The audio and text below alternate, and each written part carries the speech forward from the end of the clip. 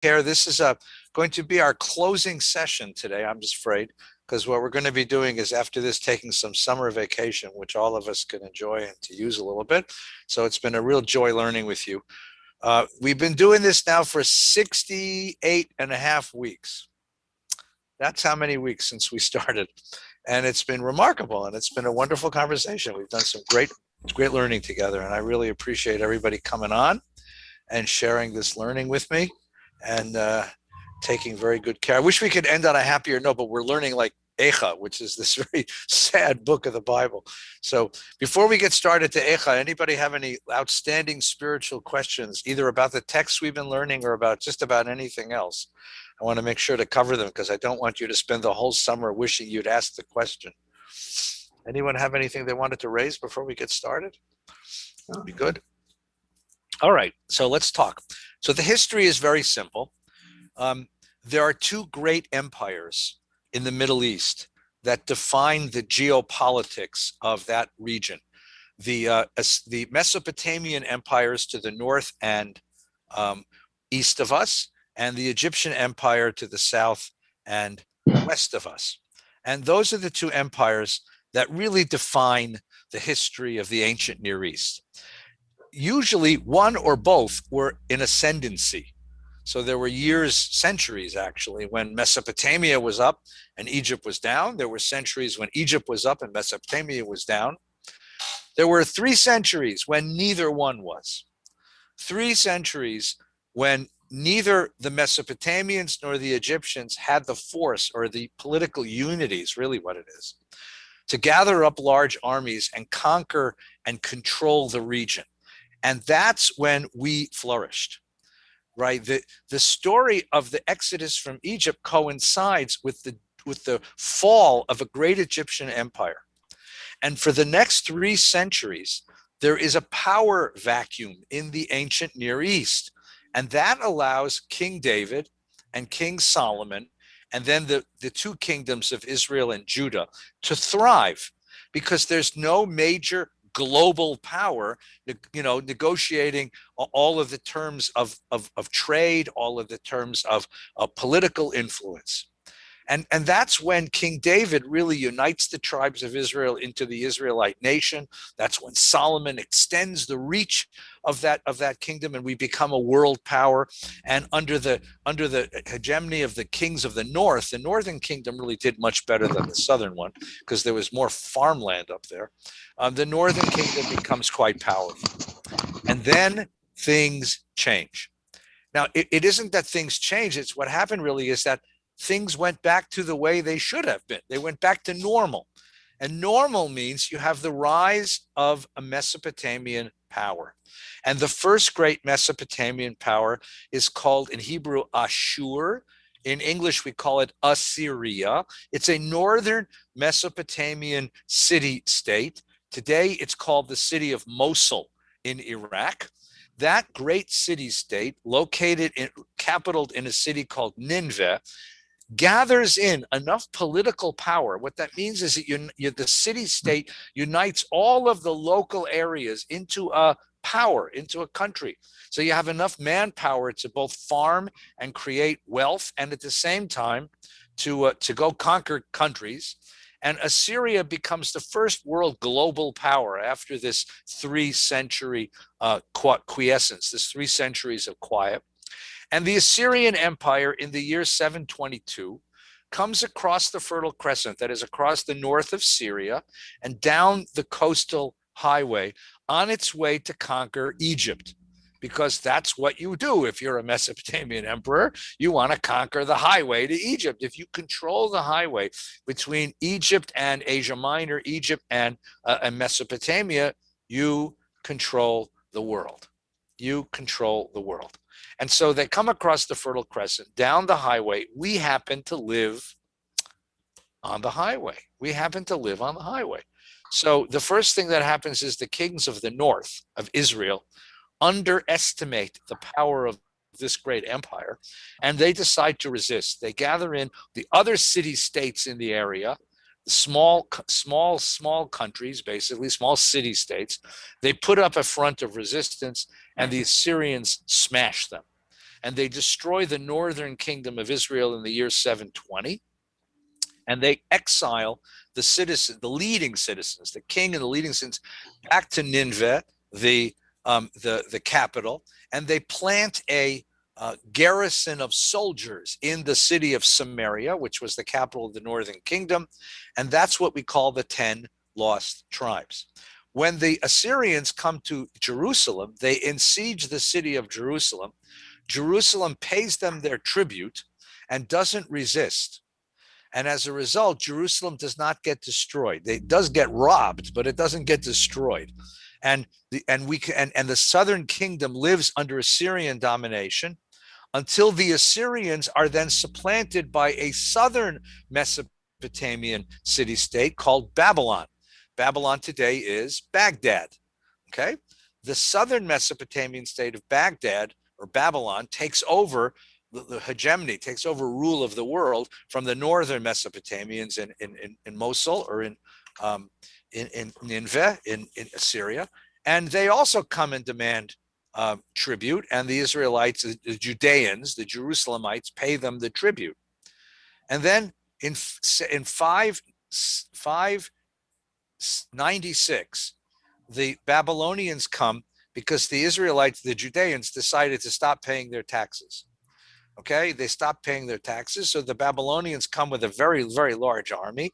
They take away the treasures of the temple. They take away the king, and they take away leading citizens of Jerusalem, and they put a governor in that spot, a Jew, but a Jew who works for the Babylonian Empire as the governor of Judea. And for 10 years, there's quiet. And then after 10 years of quiet, the Judeans once again get the idea that they would like to be sovereign and independent. And so they revolt against the Babylonians and they kill that governor. So what happens is the Babylonian emperor takes his strongest army, comes across the Fertile Crescent, and sieges the city of Jerusalem, and in 586 destroys it.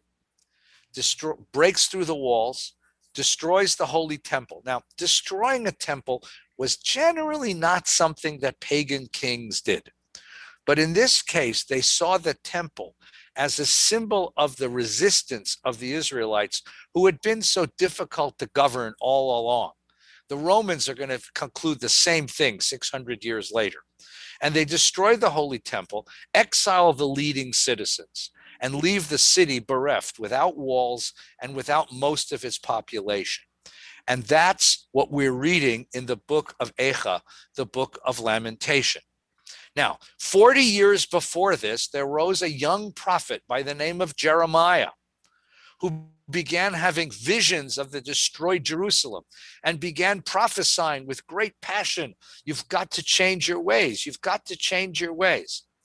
Now, if you read Jeremiah as a religious character, what he told them is that God runs history. God will allow you to live in this land so long as you observe the laws of righteousness listed in the Torah. But if you are ignoring the laws of right, breaking the laws of righteousness of the Torah, God will exile you from this land. God will bring Nebuchadnezzar. And certainly when Nebuchadnezzar was coming, Jeremiah was sent, according to the book of Jeremiah, by God to say to them, he is my instrument. Now, imagine how treasonous this sounded. The prophet Jeremiah in the 27th chapter of Jeremiah says, Nebuchadnezzar is my instrument to punish a sinful Israel. That's a brutal thing to hear. God would send a non-Jewish king to destroy us as a punishment? But that was the climax of Jeremiah's 40-year career as a prophet, having warned the people and warned the people and warned the people and warned the people, and nothing changed in their lives. Now Nebuchadnezzar coming, and he predicted this would come. And when it came, the prophet Jeremiah changed his tune and began to preach and prophesy a message of reconciliation, forgiveness, and return and renewal. He said, you will not be there long. You will come back, you will rebuild the temple, you will rebuild the city. The other way to read Jeremiah is a less religious way and a more secular way, but I think in many ways it's a more interesting way. What he was prophesying against was this notion that in order to be Israelites, in order to be Jews, in order to be true to who we are, we have to have sovereignty. Now, this is going to come as a very radical idea to those of us who have been raised under the idea that the state of Israel is the greatest thing that ever happened in Jewish life. It is for this moment in our history. But what Jeremiah was saying is, look, empires are going to come and go. Yesterday we had the Assyrians. Today we have the Babylonians. Tomorrow we'll have the Greeks. The day after we'll have the Romans. After that we'll have the Christians. Then will come the Muslims. Then will come the Turks. Then will come the British. Right? We don't need to have sovereignty to live a Jewish life. We can live under a Babylonian emperor. We'll pay our taxes. Yes, there's something undignified about having to pay tribute to a Babylonian empire. There's something undignified having to pledge allegiance to the flag of Babylon, of a foreign people. There's something in some ways untoward. Doesn't feel right to know that a foreign king rules your land. But if your choice is between destruction and giving up sovereignty, for God's sakes, give up sovereignty. Give up sovereignty, live under the king of Babylon, lead a life of Torah, right? And so in a certain way, what we find in Jeremiah is the invention of an idea that's very familiar to us, but very radical in the ancient world. The idea that we are not a political entity, we are a religion. We are a religion, meaning you can observe the Torah, worship God, live a righteous life, right? Earn whatever cookies God has for you in the world, and not be the ruler of the land, not have a government, not have a flag, not have an army. That's what Jeremiah preached, but they didn't want to hear him. And for Jeremiah, I'm going to suggest to you that the idolatry, the biggest idolatry that Jeremiah was prophesying against wasn't that people were bowing down to statues. No one ever really did that. The idolatry was the idolatry of sovereignty. We want our own country with our government and our army and our flag and our national anthem and our national airline and our soccer team, and we won't take anything less. And the Babylonians said, well, if that's what you want, you're not getting it. We'll come and destroy you. And the Babylonians offered them many times, just accept the king of Babylon, pay taxes. You can live any life you want. We don't care. Even, by the way, when the temple was destroyed and they took away the leading citizens of Judea to the waters of Babylon, where they sat and where they wept, they still could live their own lives. The Babylonians let them live their own lives. That's where the Torah was put together. That's where we invented synagogues and boards of directors and building funds. That's where we invented Shabbos. That's where Judaism was invented, because the Babylonians said, live whatever life you want. We don't care as long as you pay your taxes. As long as you pay your taxes. Now, the Judeans couldn't get that. And that's why they resisted. And that's what Jeremiah resisted. That's what Jeremiah pushed back. Now, here's what's interesting. The book of Lamentation is a lament. That's what it is. It's a lament. It's a cry. It's a statement of grief over the destruction of the city. Not so much the destruction of the temple, but the horrors of the siege, the horrors of the destruction of the city, the horrors that were witnessed in that moment when the city was destroyed. Time out for just a second. I don't know if you've been watching the news. You know about this thing that happened in Florida. It's a horrifying thing. I mean, when you think about this. So what is it, 20-story building came crashing down in the middle of the night with no warning? Well, there was some warning, but that's another story. I mean, imagine what it's like to watch a whole city being destroyed. And the building came down, what? It was an accident of some sort. It was a flawed building materials or stress or something like that. What would it be like to witness the destruction of the city you love and the temple where you worship God? That trauma, that crisis, that catastrophe is what the people of Judea experienced. And that's what's represented in the book of Lamentation that we were reading. Okay? Now, there are 5 chapters to the book of Lamentation. Chapters 1 and 2 and chapters 4 and 5 are in the third person.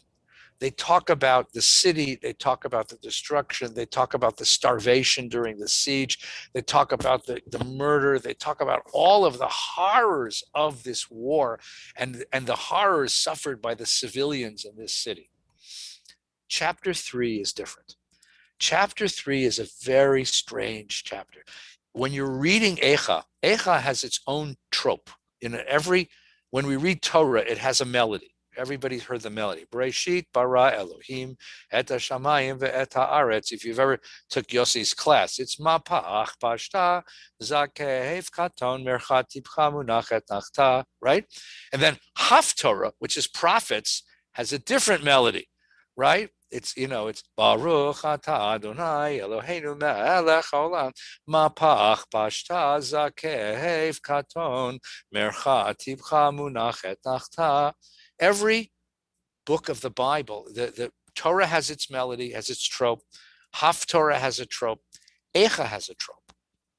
The Eicha trope is actually kind of beautiful, right? It's Eicha Yashva Bada Ha'ira Batiyam Hayita Lamas La la la ya la la la la ya la la la la ya la la la la la la la la la la la la la la la.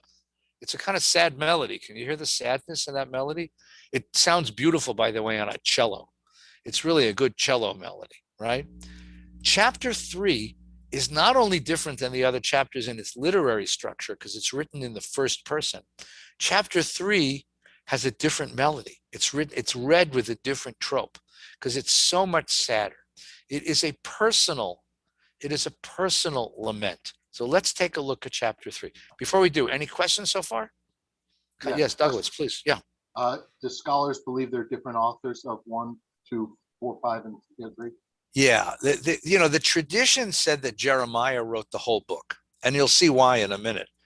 And you know what? It's not inconceivable that he did. There are some reasons to believe that he didn't. The way they do that is they do a very careful analysis of the words, the vocabulary of Jeremiah and his grammatical structures, and they compare it to the vocabulary of Eicha and its grammatical structures, and there are some variations. It could also be that there are different authors within, that the author of chapter 3 is different than the author of chapters 1 through 5, and that what you have here is not a book, but an anthology. And that probably is what it is, that chapter 3 was written by somebody else in a different style. And an editor at some point said, these belong together. These belong together, and put them together. So I don't know who the author was. No one knows exactly when it was written. It looks like it was relatively early. That is not Second Temple period, but really contemporaneous with the destruction. So it very well could have been Jeremiah or somebody in his circle. But chapter 3 really looks different, really looks different. Okay, other questions, comments, counter sermons? Okay, let's take a look together, okay? Let's take a look at Eicha. Okay, here we are. Nope, that's Jeremiah, yeah, there it is. Okay, let's go down to Eicha, here we are. Oh, did I miss it? Oh, I screwed it up. Let me stop sharing. Give me just a second. I'll find it. I apologize. Apologize. It's coming up. Come on. There we are. No. Come on back. Here we are. Okay. Now, here, and do this, and go to Kindle. There it is. I am the man who has known affliction. Now, remember how the book started. I'll go back with just a moment. Let's take a look back at chapter 1 so you can hear it again, okay? Alas, lonely sits the city, once great with people. She that was great among the nations become like a widow. The princess among the states has become a thrall. The image is of an abandoned woman, a beautiful abandoned woman who is now suffering the consequences of her infidelity. That's the image, which is a common image in the prophets, right? And then here in chapter 2, alas, the Lord in his wrath has shamed fair Zion. Same image, you see? Cast down from heaven to earth the majesty of Israel. He did not remember his footstool on the day of his wrath. Footstool is the temple. The Lord has laid waste without pity all the habitations of Jacob. He has raised in his anger fair Judah's strongholds. All about the city and about what God did to the city. But now we come to chapter 3, and here it's very different. I am the man who has known affliction. Right? I remember, what was the song from that movie? I'm the man of lonesome sorrows. That's where it comes from, right? Under the wrath of his wrath, me he drove on and on in unrelieved darkness. On none but me he brings down his hand again and again without cease. He has worn away my flesh and skin. He shattered my bones. All around me he has built misery and hardship. He has made me dwell in darkness like those long dead. So who is talking here? That's the question. Who is talking here? Well, it could be the prophet. It could be any citizen of Israel who has experienced the destruction of the city and is now lamenting the destruction of the city. Or it could be, if you really want to use your imagination, it could be the city itself. It could be the city itself. That is, the city is complaining. The city itself is speaking that, or the land is speaking. This is what God did to me, or the voice of the people. But it's completely in the first person. And that's what's remarkable. He has this amazing image. Let me show you this image, right? He is a lurking bear to me. He's talking about God here. Right? God has walled me around. I cannot break out. He has weighed me down with chains. When I cry and plead, he shuts out my prayer.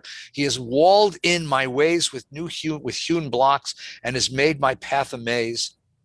He is a lurking bear to me. I mean, the image that God is after me, the way a bear is after prey, a lion in hiding. God is hunting me. He has forced me off my way, mangled me, left me none, bent his bow and made me the target of his arrows. He shot into my vitals the shaft of his quiver. I've become a laughing stock to all people, the butt of jibes all day. Right? And he goes on like this for an entire chapter. And then in the middle of the chapter, when he's in the middle of all of this, right? I thought my strength and hope had perished before the Lord. Right? A little bit sentence before that. My life was bereft of peace. I forgot what happiness was. I thought my strength and hope had perished before the Lord. To recall my distress and my misery was wormwood and poison. Whatever I thought of them, I was bowed low. But this do I call to mind, and therefore I have hope. The kindness of the Lord is not ended. His mercies are not spent. They are renewed every morning. Ample is your grace. The Lord is my portion. I say with full heart, therefore I will hope in the Lord. The Lord is good to those who trust in him, to ones who seek him. It is good to wait patiently till rescue comes from the Lord. Now, here's my question. This goes back to Douglas's question. Were those words of hope and trust in God written by the same guy who just said a few verses earlier, God is like a lion hunting me. God is like a bear pursuing me. Is this one guy who keeps having these shifts of mood? First, he's despairing, saying, my life is miserable. I can't believe how terrible my life is. God has done this to me. And then turns right away and says, but I trust in God because God is really good to those who are good. Or do we have two different pieces of text spliced together here and not very well spliced together because the juxtaposition is so very terrible? If you read any Orthodox writer, they will say, this is one man, the prophet Jeremiah, who is proclaiming his hope in God despite his current circumstance. And you could say it that way. I'm not sure it's just one guy, but what you are reflecting here is two very different moods. Now, the truth is, when people are grieving, when they're really in pain, they do reflect different moods, and their moods change rather quickly. But the mood of despair in one verse, shifting to a mood of hope in the next verse, is a very strange thing to experience. That is to say, he gives this despair, and then he realizes that if there's no God, does that help me? Does that really make my situation better? It's a very strange juxtaposition. Before we come to a conclusion about that, let's take a look at a parallel text, okay? The prophet Jeremiah is the most personal of all of our prophets. That is, he's the only prophet who writes in the first person, okay? And I want to show you a little bit about Jeremiah. Is this what I think it is? No, that's not what I wanted. That's what I wanted. Here's Jeremiah. We go through all of Jeremiah's journeys, his speeches to the people, his castigation of the people. And then in the middle of the book of Jeremiah, it's chapter 15 and then chapter 20, he makes a confession. He says, it's horrible being a prophet. Everybody hates me. Nobody loves me. This is a horrible way to live. Woe is me, my mother, that you ever bore me, a man of conflict and strife with all the land. I have not lent, I have not borrowed, yet everyone curses me. Well, of course, everyone curses you. You walk around telling everybody that they're going to be destroyed by the Babylonians, right? But here he gives this lament. He says, you have enticed me, O Lord. And the word entice here is really much too gentle. The word in Hebrew is much closer to rape. You've overcome me. You have violated me. You have violated me, God. And I was violated. You overpowered me and you prevailed. And I have become a constant laughingstock. Everyone jeers at me. For every time I speak, I must cry out, must shout out lawlessness and rapine. Like, you force me to say these words, God. For the word of the Lord causes constant disgrace and contempt. You force me to say these words of castigation to the people, of blaming the people. And yet every word I speak brings nothing but misery because everybody hates me, because no one wants to hear any of this stuff. For the word of the Lord causes me constant disgrace and contempt. I thought, I will not mention him. No more will I speak his name.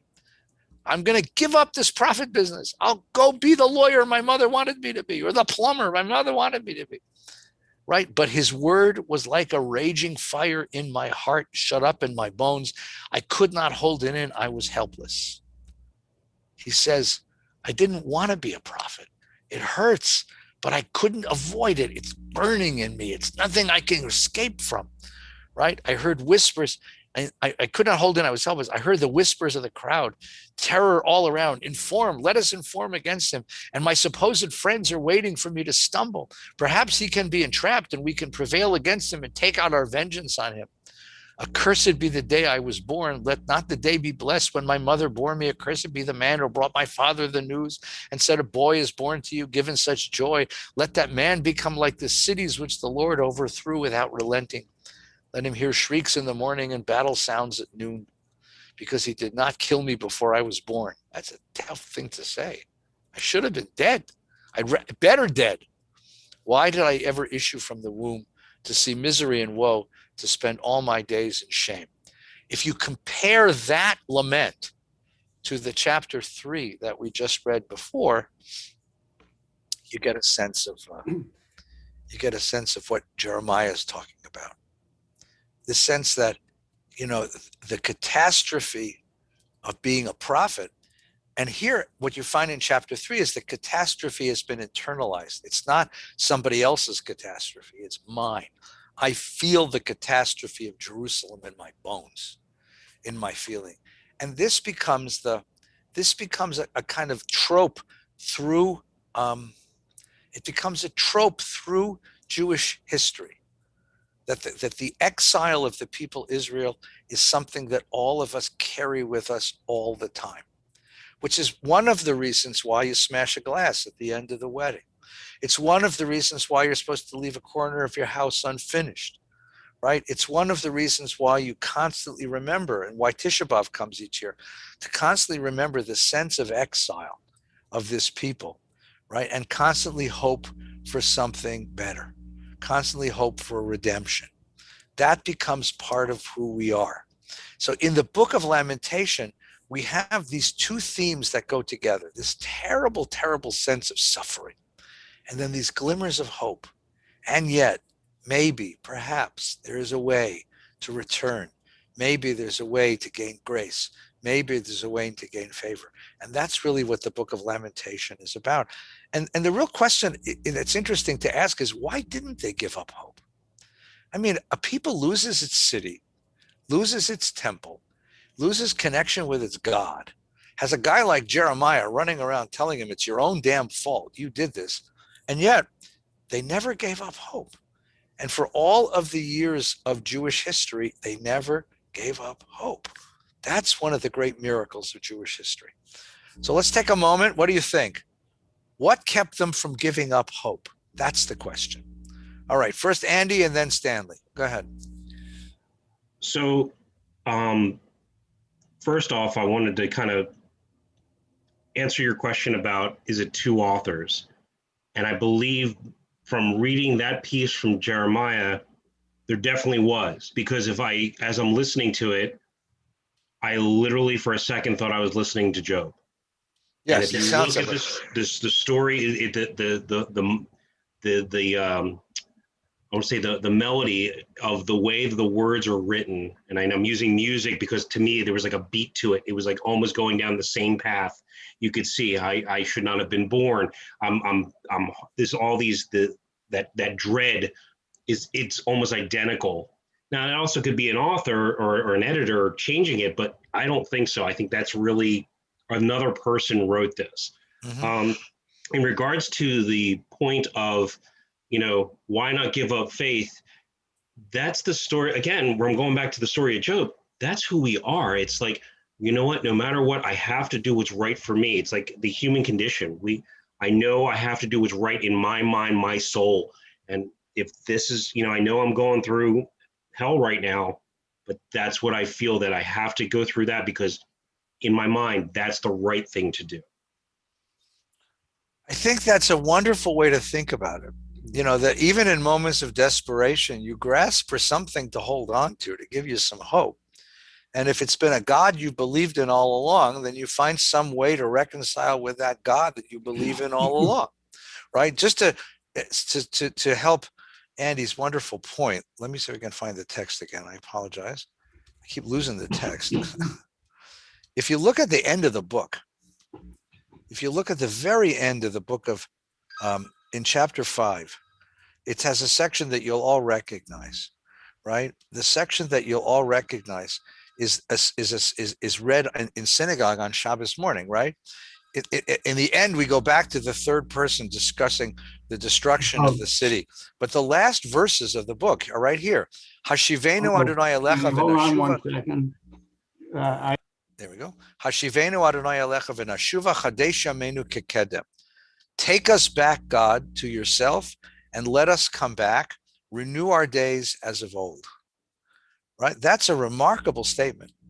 Hashivenu Adonai Alecha. You go on for 5 chapters talking about how God, all the destruction that God has brought. And in the very last line of the book says, we still want to come home. We still want to come home. Now, if you want to be really, really, really cynical about this, there was a guy, he teaches in Atlanta at Emory, who wrote a book where he says, God is like an abusive spouse. And the people of Israel keep wanting to come home, even though they recognize that God keeps beating us up. But I think Andy's point that even in moments of despair, we look for hope. We look for something, a way back to something more stable, more steady, more hopeful, more forward thinking. And that's what you find at the end of the book. Thank you. Stanley's off the grid here. So let's go to Douglas. You're up. You have to unmute. There you go. Jeremiah sort of lays the foundation for rabbinic Judaism in terms of the rabbis being able to define us as not being of a place. And I wonder, that worked for 1800 years, but it doesn't work anymore. So what is it that makes it work? What is it that doesn't make it work? Great question. Yeah. When you talk about nationalism, it's very interesting to me to watch these summer soccer tournaments where these nations play each other, where there's so much more involved than just a stupid soccer game. Because if it's just a stupid soccer game, it's not as good as when they play during the year when they're playing with their regular teams. Right. But there's something about that evokes something in these, in these fans, and in this nationalism. And there's this history of, when England plays France or England plays Germany, that's more than just playing Germany. England won 2-0 yesterday, by the way. And my theory of who to root for is the least anti-Semitic, but in Europe, there is no least anti-Semitic. So it's hard to figure out. But again, the dynamic of that nationalism is something that, it's observable, it's palpable. Well, the Olympics are coming. I don't know if you're watching the trials now, and the Olympics are supposed to be the triumph of sport over nationalism. But last time I looked, every athlete wears a uniform with the name of the country on it. And they play the national anthem somebody once said, if they really wanted to make it non-political, they should all wear the same white uniform. It should just say Olympics, and it should be, and with the person's name on it, it should be Doug Workman, whatever he's going to, and not United States, USA or whatever. And so there is this drive to belong, and this drive to identify, and this drive to be something bigger than ourselves. You're right, exactly right. The question you asked first, Douglas, I think is very important. This is a real gross chutzpahdik, gross generalization, but I think I can make it with some justification. Jeremiah introduces an idea. We don't need to define ourselves as a political entity, or rather, we don't need sovereignty to be authentically Jews. And that, as you said exactly right, is what motivates the rabbis to give up the temple, to not revolt against the Romans, and then to reject the revolt in 70 against the Romans. That's the ideology that got us through 1,800 years of exile, 1,800 years of diaspora. We could live in Poland or Czechoslovakia or England or France or Italy as long as they let us live. So when they didn't let us live, that was the problem. But as long as they let us live, we could live wherever. And we could, remember the blessing in Fiddler on the Roof, may God bless and keep the Tsar far away from us, right? So we could live wherever and bless the government of the country we live in. I mean, that prayer we make on Shabbos, bless the government of this country, was started for Franz Joseph, the governor of the emperor of the Hungarian Austrian Empire, right? So we could do that. We didn't need sovereignty until the end of the 19th century. And Herzl was the one who saw that times had changed. Because as long as anti-Semitism was religious, they would kill us, but we could always escape either by converting to the religion they wanted us to convert to, or by moving, right? But when religion became when anti-Semitism became racial and national, you could no longer escape it by converting, nor could you move any place, because wherever you went, they hated you. And that's when Herzl said, we have to return to sovereignty now. So all of Jewish history is an arc between Jeremiah and Theodor Herzl.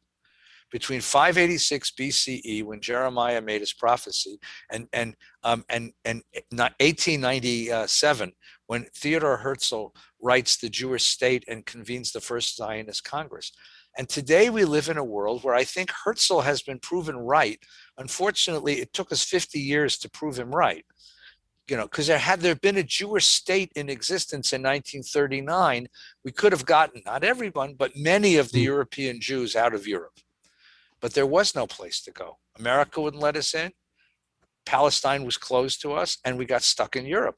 So the idea that you can't escape anti-Semitism anymore, and therefore you need to return to sovereignty, was the idea of Zionism. Now you could play that farther and say, except for the fact that the sovereignty that we enjoy in Israel is really a gift of the United States of America.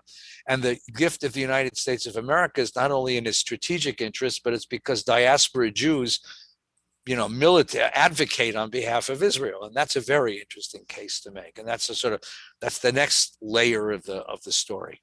But I think you're exactly right. This is the ideology of diaspora. We don't need sovereignty. We just need a quiet warm, dry place to learn Torah. That's right. That's it. Stanley, you okay? You're welcome back. Yeah, thank you. I was going to ask if you see a parallel between ICA and, let's say, the state of Israel now. When you talked about hope, of course, we have Hatikva remains. It's the national anthem, and we have hopes. It's just the hopes are somewhat different than the hopes that they were then. And in particular, in Israel, the hope is for peace. And the question, the dichotomy is, are you a peace now type of thing that we, have to do everything that we can to get it now, or is it something that we can, plan for and do in some other way? So to me, that's the question that we have, and that's the question of hope. Well, I appreciate that very much, but here's what's interesting. Zionism was a revolt against Jewish history. Number one, it was a revolt against this idea that we could live without sovereignty. That's the principal revolt. But the secondary revolt was a revolt against the theory of history that was dominant through Jewish history. The theory of history was God runs history. We have to do what God says, otherwise we'll stay in exile forever. So we said, we're not interested in God anymore. And if you read the words to Hatikva, you all know them by heart, you can see that there's something missing from Hatikva. Hatikva means the hope, right? And what's missing is God. So the end of Lamentation says, Hashivenu Adonai Elecha v'nashuva chadesh yameinu kekedem. Bring us home, God, and we will return to you, and remake our days as of old. That's what Jeremiah or what Lamentation says. What does Hatikva say? Kol od baleva penima nefesh Yehudi homiyah. As long as there's an eye turning toward the east, lo avda tikvatenu. We haven't lost our hope. Liot am choshi be'artzenu, to be a free people in our land. What it says is, God isn't in a picture no more. We're not asking God to return us, to take us home, to give favor to us, to give us grace. As long as we can remember that we have a homeland somewhere in the world, and it happens to be in the East, as long as we're looking at our homeland and dreaming of a return to sovereignty, or at least a return to the land, that's what keeps us alive. Not God, the land. That's the difference. You see the difference? And if you read some of the Zionist writers, like Aleph Dalet Gordon, who's one of my favorites, he takes he was a very learned Jew who broke away radically from his traditional Judaism. And he rewrites the whole traditional Jewish liturgy using the land and labor and farming the land as the new avodah, the new worship of God, right? I mean, it's an amazing transposition where God is now removed from the story, and instead the land and the pioneer and the society that we build in that land now becomes the salvation of the people Israel, right? Now becomes the salvation. And that's the transposition that Zionism sponsored. That's what makes it so interesting and so radical and so much fun, right? Okay, ladies and gentlemen, the time has come. Sandy, did you want to say something? I don't want to interrupt you. You have to unmute. There you go. You were raising a hand and then you withdrew it. So, well, I was just thinking that you said that they would let us, once they took the land, more or less, to rule it, but they would let us pray, right? They would let us do what we were doing, as far as they didn't take away our God. They did right? So right. We were able to continue in a sense, our culture, our practice. Right. That separated us more or less from the people that we were within. And so the culture kept us together till we could go back. Yes, but you see, this was an idea that no one had thought of before. Remember that wonderful speech in the Megillah where Haman goes to Achashverosh and he says, there is this certain people in your land whose ways are not like our ways, right, and whose customs are not like our customs, and it's not in your interest to tolerate them. Well, that's what he's talking about. In the ancient world, your culture, your land, your language, your religion all went together. And by the way, not just in ancient days. Look, if you go to England, you're English, right? You live in England, you're English. You speak English. You worship in the English Anglican Church. The Queen is the sovereign of the land and the guardian of the church. English culture, English food is horrifying. English food, it's all one. France, right? The French are the most irreligious people in Europe. And yet when Notre Dame caught on fire, they were grieving. It's French religion, French land, French food, French culture, French language, right? Right? French fries, right? Thank you very much, right? Now, here you have a people Israel. The theory of the Babylonians and the Assyrians was take a people off their land, separate them from their land, from their government, put them in an environment where no one speaks their language, right? So their kids grow up speaking Babylonian or Aramaic, actually, right? They will lose their identity within a generation. Guess what? We didn't. How come? I don't know. Yeah. You stubborn Jews. You were supposed to, when you lost your land and lost your majority, as it were, and lost your connection with your ancient culture, you were supposed to become fill in the blank, Americans, French, Babylonians, Persians, and you didn't. You became full citizens of the cultures you lived in. I love, I've been watching basketball every night. It's great. I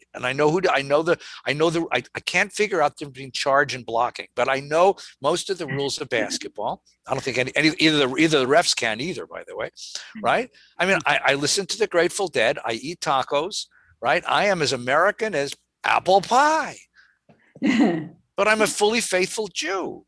How can you have that? The ancient world couldn't understand this.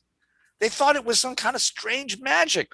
And anti-Semites today still do think it's some strange magic, right?